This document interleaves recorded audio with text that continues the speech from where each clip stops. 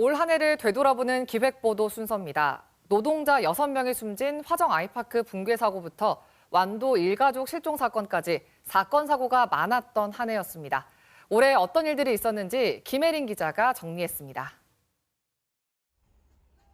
아파트 중간 부분에 콘크리트 더미가 쏟아지더니 상층부도 순식간에 무너져 내립니다. 갑자기 우르르 쾅쾅하는 것처럼 먼지랑 파편들이 날아오면서 건물이 불이 꺼지고 그래가지고 제가 도망치듯이 나왔거든요. 눈으로 보고도 믿을 수 없는 일. 신축 중인 아파트가 무너져 노동자 6명이 깔려 숨졌습니다. 불법 구조 변경에 부실 시공, 날림 공사, 총체적인 부실이 드러났습니다. 39층 바닥 슬래브 시공 시에 구조 설계 변경 절차를 누락하여 설계 하중이 크게 증가하는 등 구조 안전성 검토가 부실했습니다.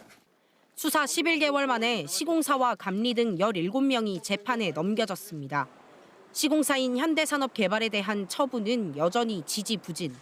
국토교통부가 서울시에 사업자 등록 말소까지 요구했지만 행정처분은 차일피일 미뤄지고 있습니다.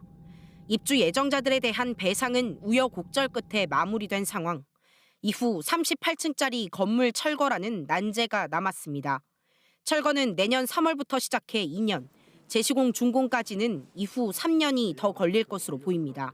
얇은 벽체는 압세 공법을 사용하고 기둥이나 내부 코어 부분은 이제 부재 단면이 크기 때문에 압세가 안 되고 다이아몬드 와이어 쏘라는 공법으로 부분 잘라내서 철거하게 됩니다. 일하다 죽는 산재 사고는 이후에도 끊이지 않았습니다.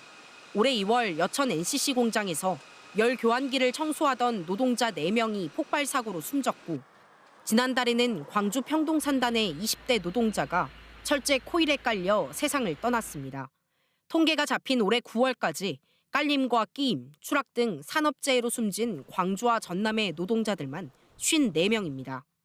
지난 6월엔 완도에서 충격적인 사건 소식이 전해졌습니다.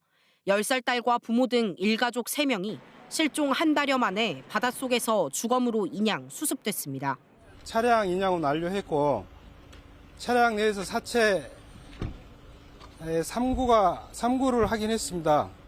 경찰은 딸에게 수면제를 먹이고 극단적 선택을 한 혐의를 받는 조 씨 부부에 대해 공소권 없음 처분하고 사건을 종결했습니다. KBS 뉴스 김혜린입니다.